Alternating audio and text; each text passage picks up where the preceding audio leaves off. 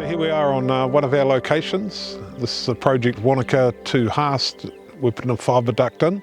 The project is about 119 kilometres of trenching and mole ploughing. At this stage of the project we have approximately 63 kilometres left to complete. Of that, 50% is in the berm with the ST2 rock sewer and 50% is in the road with either the TRS 300 or TRS 885.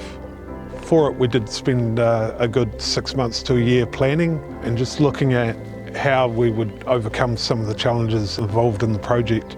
Where there's no room in the berm to run the trencher, we've had to trench in the road, which is always 600 millimetres deep and 80 millimetres to 150 millimetres wide. It keeps the impact to the road and the environment fairly low.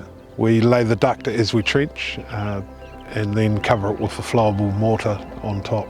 The next day we come in with base course. We have a truck set up with a special chute on the back of it to allow the base course to be put into the trench. Looking at how we could overcome the issue of the compaction for the base course in such a narrow trench, we found that the conventional way of using a foot rammer was not a feasible option. So this is why we looked around and we found these compaction wheels that we can mount on the skid steers. This has kept our time frame to scale with what the client required from us. Some of the other issues are communications. Obviously on this project there's not a lot of cell phone coverage here throughout the project. So therefore for emergency communications our guys carry satellite phones with them, and then we have radios and repeaters throughout the site so that we can communicate with each other well on site on a daily basis.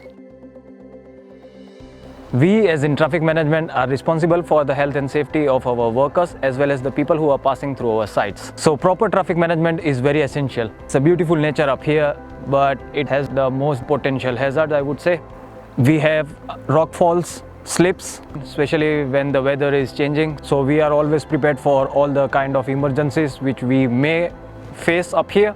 We got emergency survival kits always available on our sites, and just due to this kind of conditions we always try to keep everyone safe and make sure we keep the project running in a smooth manner. The reason we're using rock saws instead of a conventional excavator is because of the time frame that our client has asked the project to be done in. To do it, a conventional excavator, we would need to be using rock breakers and the time frame impact would be huge.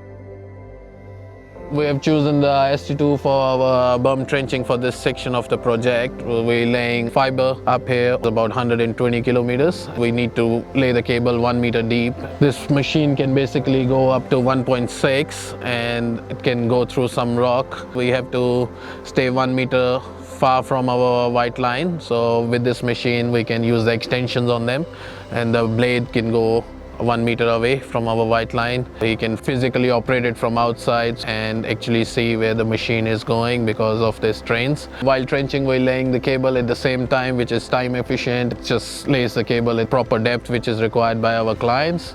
We can lay multiple cables at the same time in the trench if needed. For this, right now we're just laying one conduit in there with a tracing wire so we can actually trace our fibre. Especially in these rocky terrains, I think this machine for now is doing really great job for us.